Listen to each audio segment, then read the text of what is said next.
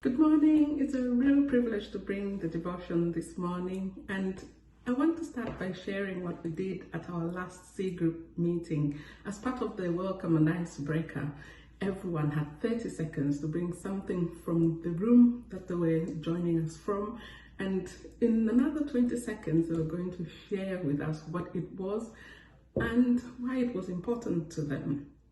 So people brought all sorts of things, and it was heartwarming to see the passion and creativity and just things that are in people's homes and why they were important to them. I brought the orchid plant. This is my favorite plant, and not only is it elegant and beautiful, it's really special to me. I often, when I go to a new town or city, I look for one of the Radisson hotels because they display them in their foyers and toilets, and just being in the environment and the ambience is just so beautiful. I'll just maybe have a tea or drink just to enjoy that ambience. I got one of the orchids for my birthday in 2019, and it bloomed and bloomed for months. It was just beautiful in our living room, and then it just went asleep on us.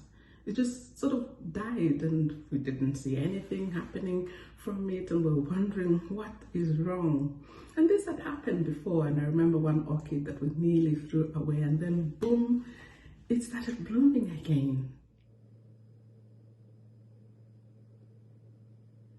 New spike in my orchid plant is a sign that something is happening. The plant that looked asleep or even dead had new growth coming up, meaning that I'll have a bloom. Even though it's not yet visible, I can see that something is happening. During the month of January, we had the prayer and fasting period, and we've already started hearing about miracles that have been happening, answers to prayer. And Pastor Paul, on the last day, on the 31st of January, said he believed that there was a shift, and we were going to see more and more of that. I've started my own collection of the answers to prayer, not just mine, but everyone. And please share your signs and wonders, share the answers to prayer. I'll be collecting them for my own encouragement, because I'll be reading them on a regular basis. I've already started collecting the ones for February. In January, we heard about the sofa miracle, which couldn't get into that room, but it did afterwards. And the workman left that home with a link to the gospel songs. And also we heard about an encounter that Hannah had with a woman who hadn't been to church for years, and she was seeking, and Hannah just happened to be there at that point in time. A miracle there, I believe. So even though we're not seeing everything that we've been praying for, that we're not yet seeing promises fulfilled, something is definitely happening. And Ecclesiastes says in 3 verse 1 that to everything there is a season, a time for every purpose under the sun.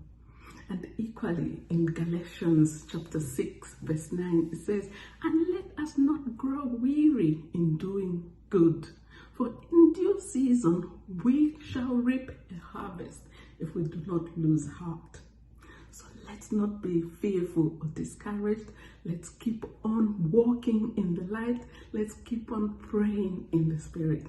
Let's be expectant. I know I will be. And have a blessed week.